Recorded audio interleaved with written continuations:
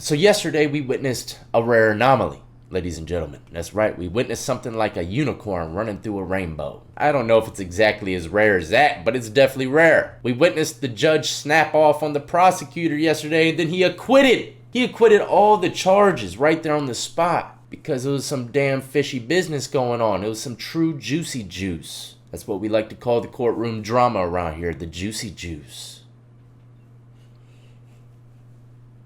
And that's exactly what I have for y'all today. Some more juice. This time the judge snaps off on the public defender. For anybody that doesn't know what a public defender is, it's an attorney that works for the individuals that don't have enough money to hire their own. Sometimes it could be a legit and mainstream law firm that you get as a public defender. They have to do pro bono. At least over here in Virginia, I know every law firm has to do some sort of pro bono for the state, if I remember correctly. Do not quote me on that. Alright, so you can see we got the public defender on the right hand side, we got the judge on the left, and the public defender is about to say something very smart aleck to the judge. The client he's representing that you see standing right next to him is a homeless man. He got caught with some flakka. I still to this day don't know what exactly flakka is. But he got caught with it and the judge gave him a PR bond, pretty much meaning you don't have to pay no damn money. You just have to go on to the pre-trial release, which is just another way for them to keep tabs on you to make sure you're going to show up to court. But the judge realizes he's homeless and says, if you're homeless, then the pre-trial is really not going to work. We're not going to know how to keep tabs on you. So he decides to revoke it or change it and give him a $1,000 bond now. Knowing he's homeless, he can't afford a $1,000 bond. The public defender then says something you probably should never ever say in a courtroom, especially one that's being recorded like this. Judge, at this time I would object to the court putting the bond back. Being homeless should not be an impediment to being pretrial. Now, after he objected to the whole pretrial thing, saying I don't think it matters if he's homeless or not, I think he'll still be able to keep tabs with the courts. The judge finalized his decision and the defendant walked away. Moved on to the next case, and then the public defender comes out and says this. Judge, since we're going to warehouse Mr. Ross for a while, can we get a SAP? Hold on, sir. Hold on. Well, Judge, since, we're going to warehouse Mr. Ross for a while, like we're a damn Amazon package. You know what? Your unprofessionalism and your smart aleck, sir, don't even try. You need to pick up your professionalism. I gotta rewind it, man. Look at the guy behind the public defender. He heard the judge snap off. He said, smart aleck. Sir, don't look at the guy behind even him. try. Need to pick up your professionalism. You're taking a shot at the court. It's unprofessional. It is really, sir, you do this quite often. The court's really tired of it. I've admonished you many times, and you know you're taking a shot by saying warehousing. You need to pick up your game for professionalism, sir. You don't need to editorialize. You don't need to give a shot like that to the court. You do it quite often. Frankly, sir, stop doing this. I'm not inclined to hold you in contempt of court. That's not the way I do it. I don't do things like that, but let me just tell you. Oh, nice. You need to pick your game up. Since he doesn't do contempt of courts, well, Your Honor, fuck you. This court really undermined everyone's view of how the court should be run. And you need to stop doing this. I don't know what else to do. I've admonished you. That guy's like, I'm going to prison, man. I know that someone in your office has admonished you for how you behave. I've been told that. And you still continue to behave this way. And I'm going to ask you to please, sir, take a pause today and think about this and knock it off. Thank you. Judge, nothing more about that. I am advocating zealously for my client. You're advocating in an unprofessional way, and I'm not going to hear another word about it. Did I hear it correctly? He said, I'm jealously advocating for my client. This might be one of the best damn public defenders I've ever seen. This just confirms that his remark wasn't smart aleck. It was actually exposing the reality of what's going on in front of y'all today. He's pretty much insinuating that, hey, let's just keep on warehousing people, man. Even though he's homeless and ain't got no money and he got caught with some damn flakka that no one even knows what the hell it is. So yeah, the guy's just jealously advocating for his client. You know what? I kind of like that guy. It ain't like the dude was on house arrest or ankle bracelet monitoring. No, none of that. Okay, pre-trial is pretty much you just have to report to the office every once in a while to do a drug test, usually weekly or monthly, until the court process goes through. I am advocating zealously for my client. You're advocating in an unprofessional way, and I'm not going to hear another word about it. All right, next, ladies and gentlemen, this is the same judge. Remember, he said he doesn't do contempt of courts. Is that what he said, I believe? He doesn't do that? That's not his style? I could be mistaken. I'm pretty sure that's what he said in the clip before, but my apologies if I'm wrong. But anyways, this is the same judge. We have someone going in front of him for a bond. He was locked up for a misdemeanor domestic charge, and he's going for a bond here and now where he finds out his charges are boosted up to a felony. Jail.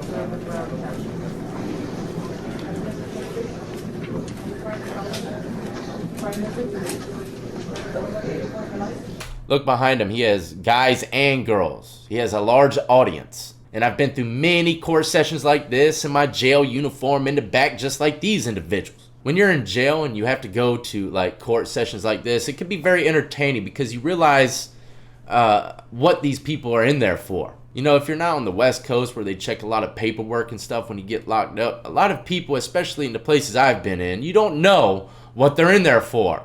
So this is like the perfect time for all those little birdies to hear and listen. Every last one of those people, if they hear a crazy ass charge, are going right back to the block and they're gonna sing like little jaybirds. You got some nasty ass charges, you best believe they're gonna be singing a tune. But yeah, this guy is about to realize that the little bit of smoke he started off with turned into a full-fledged engulfing. Sir, you were charged with aggravated assault with a deadly weapon, domestic violence battery. The court finds probable cause of their priors on what is this case? Okay, what's that case for? What's the case number?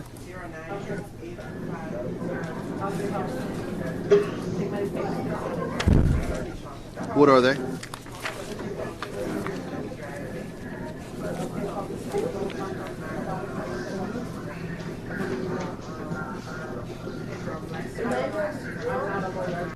You know, I got a couple Hurley t-shirts in the closet still.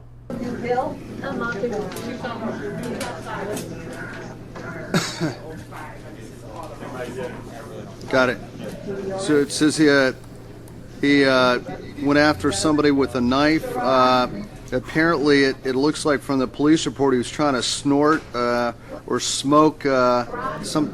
I didn't know. How do you smoke prescription medication? This judge just put him out on Jump Street with nothing but some leopards on. Father, and there was no weapon.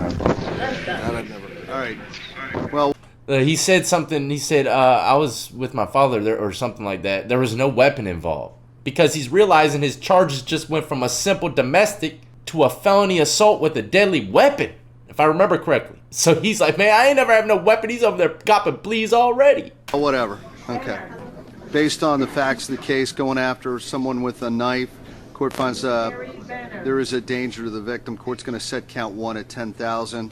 Count 2, court's going to set that bond at $10,000. Court's going to order. I'm going to order that he's not in possession of any guns, weapons, firearms, or ammunition. Court's also going to revoke his bond on 098502 CF10. You're going to be held no bond, sir, until further order of the court. Thank you. He just gave him 2 damn bonds. What happened? He gave him 2 $10,000 bonds, but then he goes and revokes the other one. It smells a little bit like a warehouse in here to me. Are you kidding me? Yeah, no, I'm not kidding you. That's the truth. You're not going anywhere. That's the truth. All right, Oh. thanks. All right, My Suzanne Walt. charger was battery. Oh, wow, I know, man. Why you gotta talk to him like that, Judge? But that's the way life is. What did he say? Whoa, whoa, whoa. Bring him back. Whoa, whoa, whoa. Bring that guy back. Bring him back. Whoa, whoa, whoa, whoa. Hey, bring that guy back. Get that guy back here now. I got a lot of smoke to hand him. You want him back, Judge? Yeah, I want him back right now. I gotta hit him with that olive oil before I smoke his ass. That wasn't good, but That wasn't good, whatever it was. You hear them? Oh, look at the jaybirds in the back. They're about to start chirping as soon as I hit the block with that bag So of what lunch. did you just say when you walked away? I called you a because you're... That's Did not you? my charges I had yesterday. Okay, hold on a second, I had sir. a battery charge. Sir, this court is inclined to hold you in contempt of court, and I thought you weren't about that life. You said you're not inclined to be about that life. Can't trust nobody nowadays. want to know from you, give me a reason why I should not hold you in contempt of court. I don't see a reason why you shouldn't be, because Okay. there's not a reason this should be here. Okay, sir, I find you in contempt of court for using that type of language with the court you just used. And before I pass sentence on you, I'm going to ask you if you have anything to say before I pass sentence. Damn, this fool went straight from bond hearing to sentencing day. Oh, God. That smoke is twirling behind him like a tornado. I apologize, I was out of line. I'm just upset because this is not what I was charged with yesterday. Okay, I sir. was charged with a battery. I accept your apology, and I will sentence you to 60 days in the Broward County Jail. Thank you. The judge obviously said some sarcastic, rude shit like that, and then he followed up with something rude too. Fire breeds more fire. That's how it goes. He probably took that shit personally, and then he says something he didn't mean to say. Anger. Frustration. Take control of yourself today and realize it all starts with what comes out your freaking mouth. The words that come out of a man's mouth can change his whole destiny, like you're seeing right now.